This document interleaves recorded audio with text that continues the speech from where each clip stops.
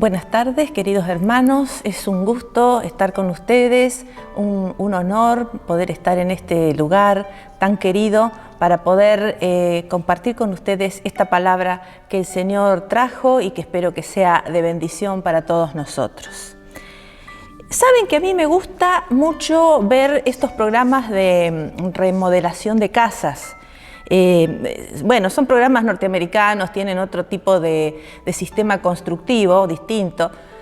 Las casas adentro son todas de Durlock, entonces me encanta cuando vienen con el mazo y rompen todo, desarman todo y después cuando termina queda una casa espectacular, muy bonita. Sin embargo, cuando están haciendo ese trabajo, muchas veces aparecen problemas que ellos no sabían, no habían visto a simple vista. Cimientos que están en mal estado, peligros de derrumbe, maderas podridas, bueno, una serie de cuestiones. Pero finalmente los diseñadores y su equipo, ¿no?, de albañiles y demás, hacen el trabajo y finalmente la casa queda restaurada, remodelada y en muy bello lugar, muy bello ambiente. Ustedes saben que edificar, construir, es una figura que se utiliza también mucho en la Biblia. Es como un ejemplo de la construcción de nuestras vidas. Nosotros edificamos nuestro vivir, las relaciones con otras personas, nuestra personalidad. Y también en nuestra vida pueden aparecer ocultos problemas que no se han resuelto, a veces problemas que llevan mucho tiempo escondidos en nuestro corazón y que si no los resolvemos también nos pueden destruir. A mí me gusta mucho el arte, la arquitectura y ver el trabajo minucioso que hacen los que restauran edificios antiguos. Edificios que a veces están en ruinas, en un mal estado, pero ellos con un trabajo muy precioso, muy preciso además, limpian, restauran las pinturas, las paredes y después recuperan el antiguo esplendor que tenía ese lugar, que después, bueno, lo podemos visitar y admirar. También nuestra vida, así también nuestra vida puede estar hecha una verdadera ruina a causa del pecado. Pero la misericordia de Dios, el amor de Jesucristo, puede hacer que nosotros seamos completamente restaurados, que recuperemos totalmente la hermosura con la que el Señor nos había creado. Entonces vale bien la pena examinarnos y analizar el edificio de nuestra vida. ¿Cómo son mis cimientos? ¿Cómo están? Jesús contó una parábola que la podemos encontrar en Lucas 6, del 47 al 49, que dice lo siguiente: les voy a decir como quién es el que viene a mí y oye mis palabras y las pone en práctica. Es como quien al construir una casa cava hondo y pone los cimientos sobre la roca. En caso de una inundación, si el río golpea con ímpetu la casa, no logra sacudirla porque está asentada sobre la roca. Pero el que oye mis palabras y no las pone en práctica es como quien construye su casa sobre el suelo y no le pone cimientos. Si el río golpea con ímpetu la casa, la derrumba y la deja completamente en ruinas. Así como una vivienda con malos cimientos puede llegar a tener un grave perjuicio, derrumbarse, causar dolor, inclusive hasta pérdida no solo materiales, sino de vidas humanas, Jesús compara dos formas de vida. Una de ellas, un edificio que está construido firmemente con buenos cimientos sobre una roca, y el otro compara con una vida que está construida con una mala base y cuando vienen los problemas es destruida. Aquel que no viene a Él, que no oye sus palabras y las pone en práctica, es como esta casa construida sobre la arena. Cristo, Él es la roca, así lo dice la Biblia, y Él es un cimiento fuerte. Es un cimiento firme, un cimiento seguro sobre el cual nosotros nos podemos afirmar. Si nosotros nos edificamos sobre Él, vamos a tener estabilidad, seguridad. No habrá tormenta, no habrá problema, no habrá dificultad que nos pueda derribar. Caminar con Cristo afirma, da base a nuestra vida. Ahora, ¿cuáles son los malos cimientos que podemos tener nosotros? Bueno, por ejemplo, construir nuestra vida sobre nuestro propio ego, nuestras propias ideas, pensando que son mejores que las de Dios, lo que yo creo, lo que yo pienso. Vivimos en una época donde el yo y mi propia verdad parece que fuera lo único que vale, que tiene importancia, más importancia de lo que Dios dice. Cuando me enfoco solamente en lo material, o al revés, cuando tengo una religión, pero una religión basada en rituales, en costumbres, en estructuras, y no una verdadera atención a la vida espiritual. Todo eso es como construir sobre arena que se deshace. ¿Cuánto sufrimiento innecesario nos evitaríamos si siguiéramos estas palabras de Jesús? El que viene a mí, el que oye mis palabras y las pone en práctica. ¿Cómo nos cambiaría? ¿Cómo nos cambia el enfoque? Nos da paz. Puede haber problemas, seguramente, pero nos cambia la perspectiva porque estamos arriba de la roca y podemos ver manifiesto el poder de Cristo en nuestra vida. En la Biblia hay muchos ejemplos de personas que han tomado uno u otro camino. Pero bueno, vamos a ver dos reyes, dos personajes que están en el Antiguo Testamento, que cada uno representa un poco estas personas con diferentes cimientos. Un rey con malos cimientos, en primer lugar. Vamos a ver al rey Saúl. Más o menos unos 1100 años antes de Cristo, el pueblo de Israel en esa época estaba formado por las 12 tribus con sus caudillos y estaban reclamando tener un rey de la misma manera que tenían los otros pueblos. Y cuando Dios accede a esto, unge a este joven Saúl, que era un muchacho muy apuesto, muy buen mozo, muy alto, se destacaba sobre todo el pueblo. Quizás hoy sería protagonista de la tapa de una revista de moda, parece que era muy lindo, un galán, pero bastante tímido, ¿no? Al principio. Sin embargo, cuando lo ve, el pueblo lo aclama y se impresiona por el porte de este joven, aunque sin ver que las apariencias siempre suelen ser engañosas. Ya desde ese momento se perfila el carácter de Saúl. Primero se escondió de la multitud, pero bueno, finalmente asume su rol de rey y al principio lo hace en buenas condiciones. Es un rey que tiene valor, es un buen estratega militar, consigue una extensión territorial importante, unifica el reino, bueno, hace cosas que están bien. Sin embargo, con el tiempo sus acciones demuestran que su base espiritual era débil. Dios lo ungió, lo reconoció, le otorgó victorias, pero el corazón de Saúl nunca estuvo enfocado en reconocer al Señor y obedecerlo. Esa inseguridad, ese miedo a perder el reconocimiento de la gente, lo llevó a cada vez en un mayor declive. Cada vez su carácter fue más oscuro, más violento, arrogante, obstinado. Y bueno, cayó en groseras desobediencias al Señor.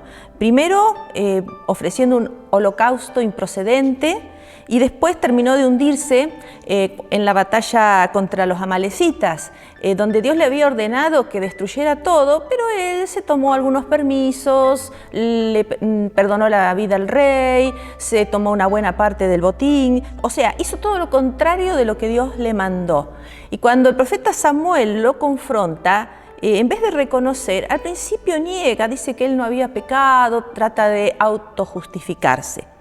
Finalmente tiene que reconocer la verdad y bueno, pueden encontrar ustedes en 1 Samuel capítulo 15, un capítulo muy triste porque muestra cómo su rebeldía lo llevó a perder el reino.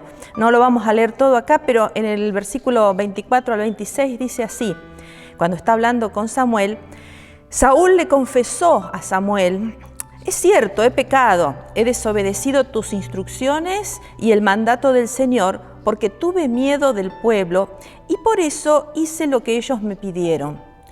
Pero ahora, por favor, perdona mi pecado y regresa conmigo para que pueda adorar al Señor. Se acordó tarde de adorar, ¿no?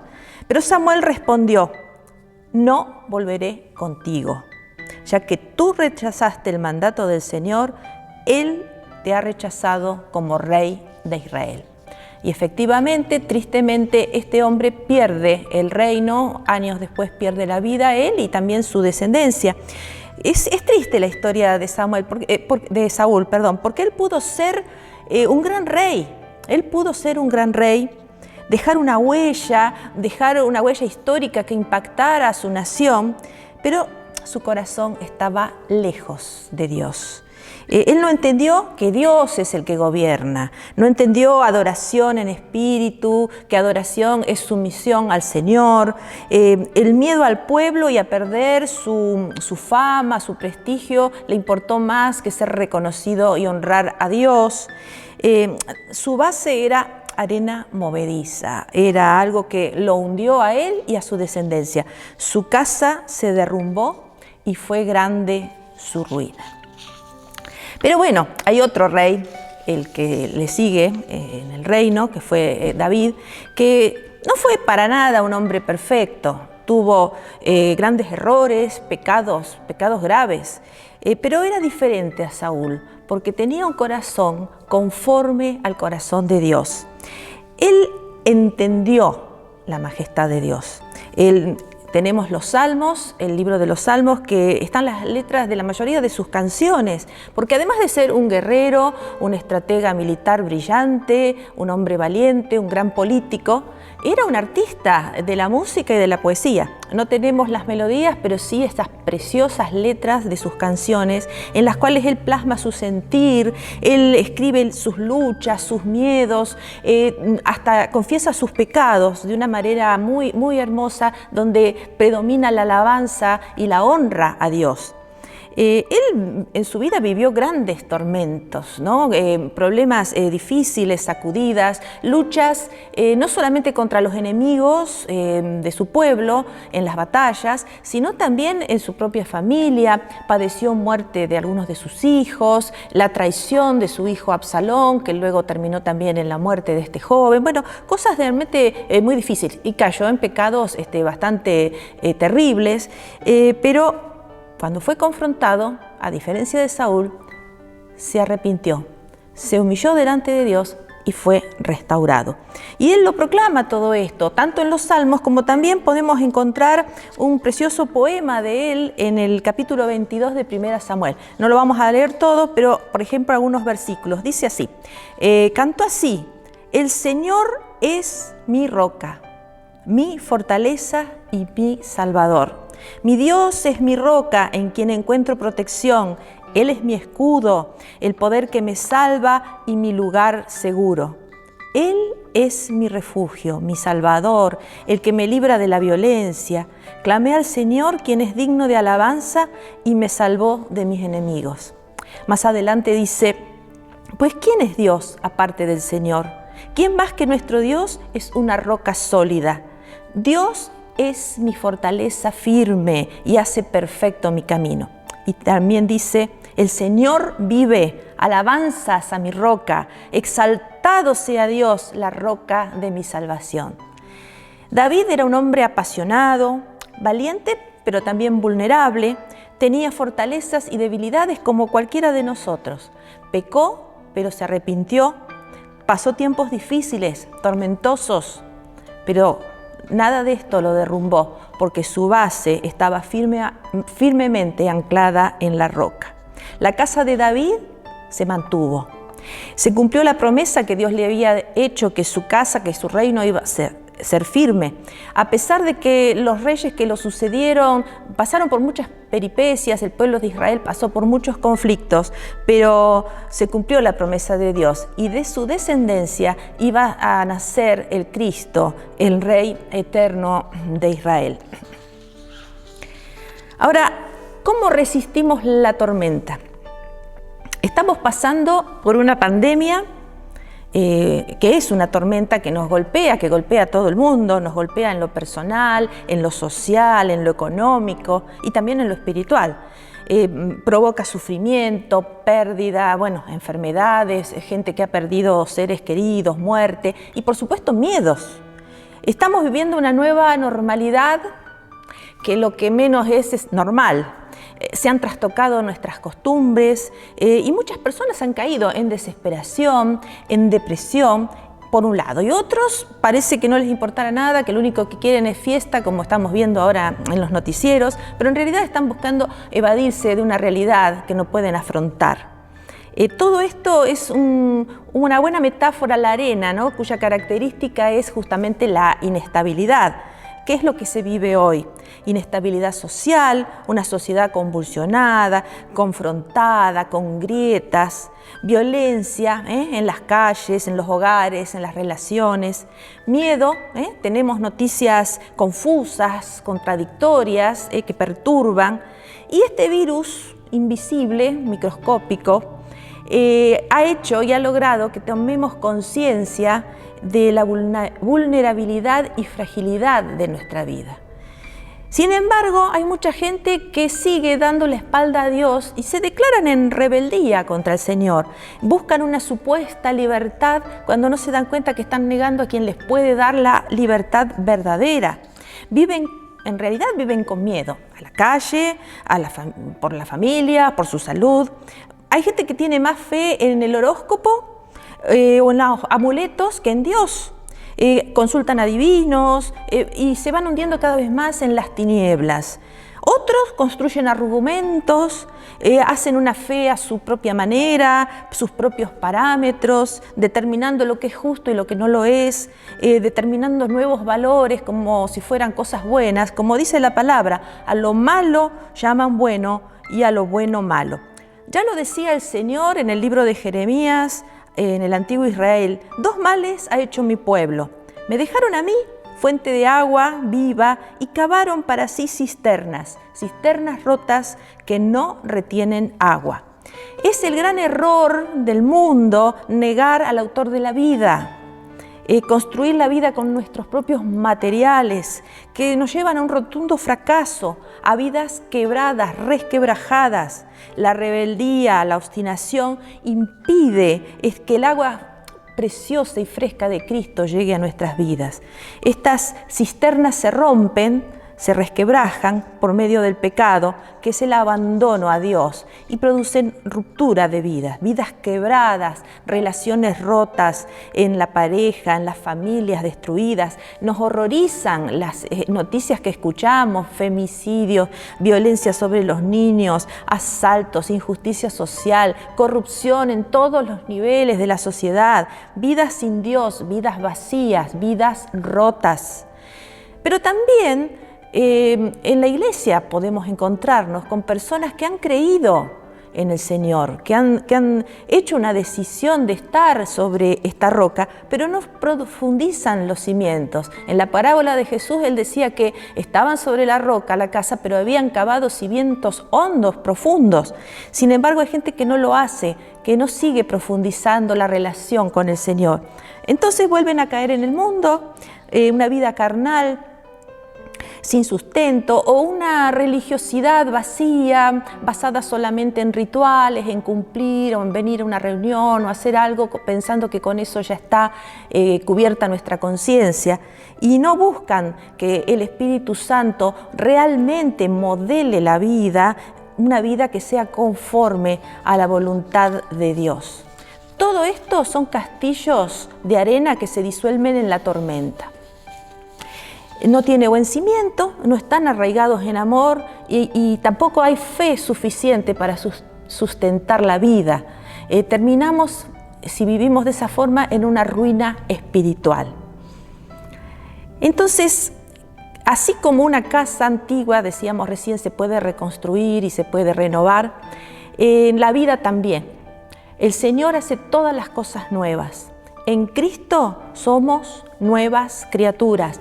Tenemos una nueva oportunidad, pero está en nosotros dar ese paso de ir a Él, escuchar su voz y cumplir su palabra. Cristo es la roca inconmovible. Todos los que se acercan y se edifican sobre Él no serán avergonzados, van a tener una vida plena. Una roca no se mueve, Es firme, no se deforma, no cambia. Una casa que se eleva sobre una roca se eleva a las alturas, y así también nuestra vida. En la roca se descubre y se vive el profundo amor de Cristo.